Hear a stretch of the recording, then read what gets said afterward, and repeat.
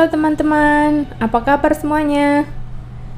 Jumpa lagi dengan saya di channel Ladang Cerita.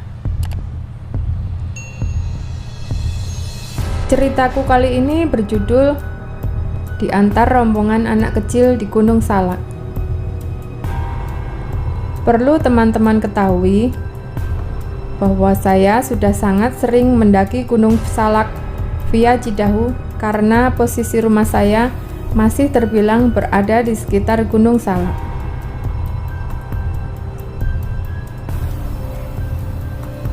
Dari sekian banyak pengalaman saya mendaki Gunung Salak, ada satu kali pendakian yang berkesan sekaligus janggal sampai saat ini, yakni pendakian ketika menuju Kawah Ratu. Sekitar beberapa tahun lalu, tepatnya akhir bulan Desember, saya dari rumah berniat main ke Javana Spa hanya untuk sekedar ngopi dan foto-foto. Saya berangkat seorang diri menggunakan sepeda motor dengan pakaian ala kadarnya, yakni kemeja dan celana bahan berwarna hitam.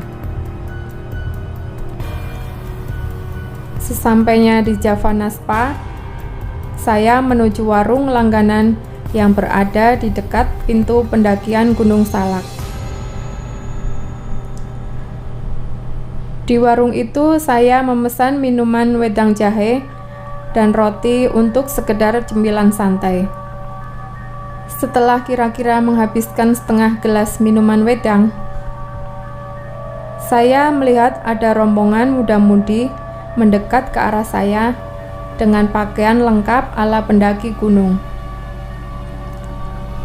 Kira-kira jumlah mereka itu ada 11 orang.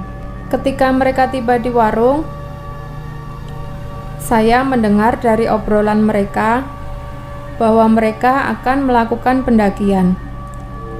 Entah bagaimana ceritanya, tiba-tiba ada keinginan kuat dalam diri saya untuk ikut mendaki.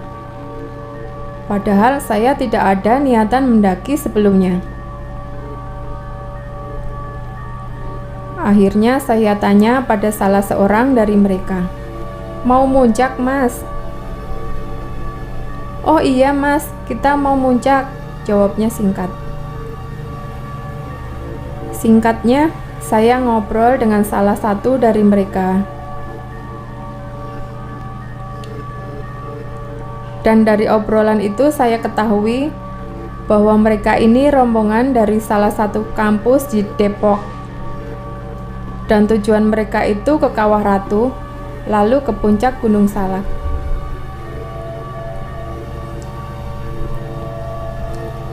"Mas, saya boleh gabung nggak? Saya mau ke Kawah Ratu, mau ngobatin penyakit kulit," tanya saya kepada pria berbaju coklat. "Silahkan, Mas, bareng aja biar rame di jalannya," timbalnya dengan antusias. Singkat cerita, saya pun menitipkan helm ke bibi warung dan motor saya parkir tepat di depan warung. Lalu saya pun ikut rombongan ini menuju Kawah Ratu. Selama mendaki, tidak ada kendala apapun dan semuanya terlihat normal. Bahkan kami hanya istirahat satu kali selama perjalanan. Dan perjalanan kami tempuh selama kurang lebih 3-4 jam. Kami start itu jam 9 pagi dan sampai di Kawah Ratu itu sekitar jam 12 lebih. Setibanya di Kawah Ratu, saya memisahkan diri dari rombongan. Karena mereka saya lihat di Kawah Ratu itu hanya foto-foto dan makan siang. Sedangkan saya niat awal ke Kawah Ratu itu untuk mandi belerang untuk obat kulit. Karena saya tidak bawa baju ganti efek mendaki dadakan, akhirnya saya tidak jadi mandi. Tapi saya berburu belerang untuk saya bawa pulang. Sekitar pukul 2:30, saya berniat untuk pulang. Dan ketika saya lihat ke sekeliling kawah, ternyata rombongan tadi itu sudah tidak ada. Mungkin mereka sudah jalan menuju puncak, pikir saya saat itu. Alhasil saya pulang seorang diri. Setelah 15 menit melakukan perjalanan pulang, tiba-tiba hujan deras dan berkabut tebal. Akhirnya saya tetap meneruskan perjalanan sambil berharap ada tempat yang aman untuk berteduh.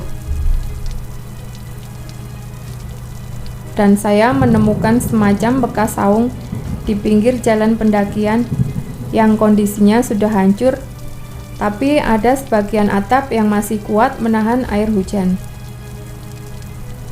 Lalu saya pun menuju saung itu dan meneduh. Saya lihat jam di HP menunjukkan pukul 3 sore. Hujannya semakin deras dan kabutnya pun semakin tebal. Disinilah awal mula kecemasan saya timbul. Sudah sekitar 1 jam saya menunggu hujan reda, namun tidak juga kunjung reda. Kenapa saya tidak berani melanjutkan perjalanan saat hujan? Jawabannya karena saya memakai pakaian tipis, sedangkan jarak tempuh masih jauh. Saya khawatir saya kedinginan. Apalagi saya seorang diri dan tak bawa perbekalan apapun selain HP dan 1 buah kresek kecil yang tadinya untuk wadah belerang. Tapi tidak jadi saya pakai karena saya menggunakan botol bekas untuk wadah belerangnya. Karena mulai gelisah di tengah hutan sendirian dengan kondisi hujan deras dan berkabut, akhirnya saya melantunkan azan pada saat itu.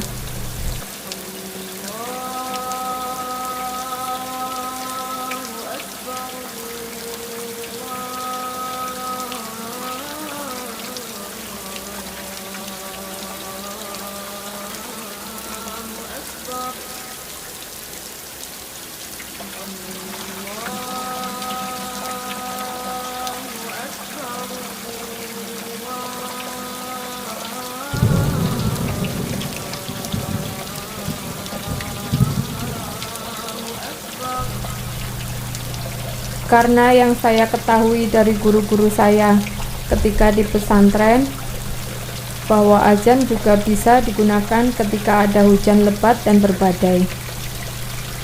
Saya pun azan sebagaimana azan untuk sholat, dan dalam hati saya niatkan bahwa azan ini agar hujan reda dan kabutnya hilang. Kurang lebih 5-10 menit setelah saya azan, hujan pun mulai reda yang hanya menyisakan gerimis.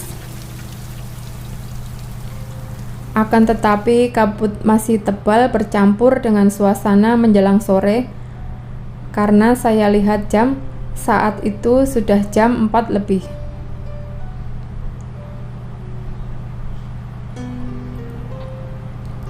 Tiba-tiba dari arah jalur Kawah Ratu terdengar riuh seperti banyak orang ngobrol menuju jalur saya. Saya sangat senang karena akhirnya ada teman pulang. Setelah mereka mendekat, saya lihat ternyata ada sekitar 7 orang anak kecil seusia anak kelas 3 SD. Semuanya berpakaian rapi layaknya hari raya Lebaran, dan mereka semua menggunakan sepatu dan memakai celana selutut serta berpakaian dengan sangat cerah.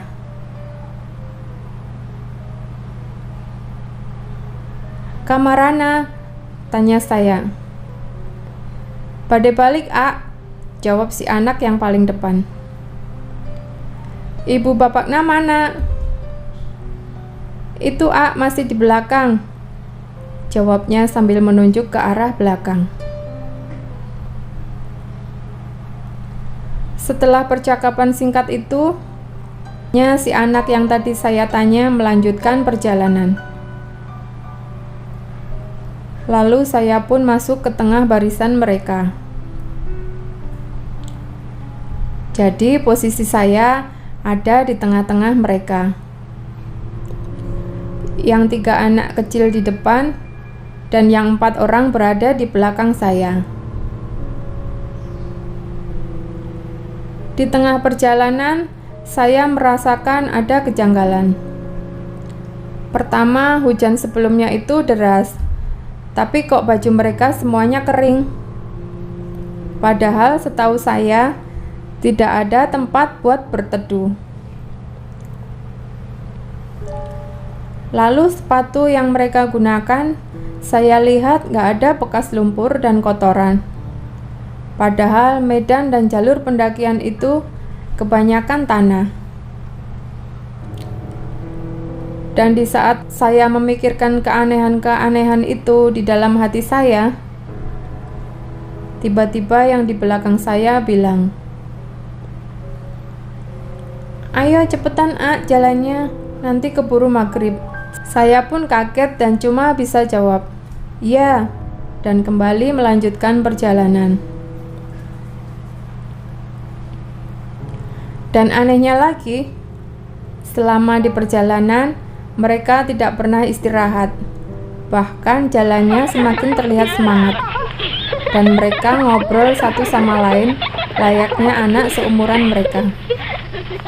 Dan yang lebih tidak masuk akal lagi, adalah selama perjalanan, saya tidak menemukan jalur atau rute seperti saya naik. Jadi ketika saya pulang bersama mereka, jalan yang saya lewati itu bagi saya yang suka bolak-balik ke Kawah Ratu terlihat asing, tapi jalurnya itu enak karena datar dan gak ada naik turun yang biasa kita temukan kalau naik gunung. Selama perjalanan itu saya hanya berbicara dalam hati terkait kejanggalan yang saya temui itu. Dan semakin saya janggal dengan mereka, saya perhatikan kok wajah mereka semakin pucat. Pikiran positif saya saat itu, mungkin itu efek cuaca dingin. Jadi saya tidak terlalu memikirkannya. Ketika melakukan perjalanan, tiba-tiba saja terdengar sayup azan maghrib dari perkampungan Cidahu. Lalu secara serempak mereka yang anak kecil ini berhenti di tengah jalan. Ada yang berhenti kemudian istirahat dengan posisi ruku. Ada yang jongkok tertunduk. Ada juga yang duduk-duduk.